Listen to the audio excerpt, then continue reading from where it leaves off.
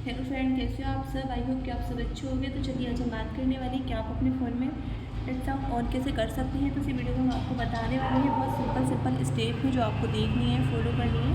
आइए video start करते हैं। आप अपने फ़ोन में टच साउंड ऑन करने के लिए सबसे पहले अपने फ़ोन की सेटिंग को ऑन करेंगे। सेटिंग ऑन करने के बाद में यहाँ से आपको काफ़ी सारे ऑप्शन देखने को मिल जाते हैं, जिसमें से यहाँ से आपको एक ऑप्शन देखने को मिल जाता है साउंड का।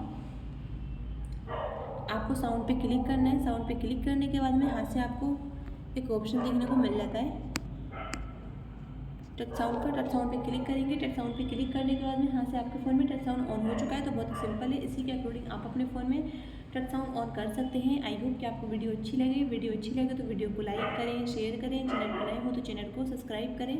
मिलते हैं अगली नेक्स्ट इंटरेस्टिंग वीडियो के साथ। तब तक के लिए बाय एंड टेक केयर।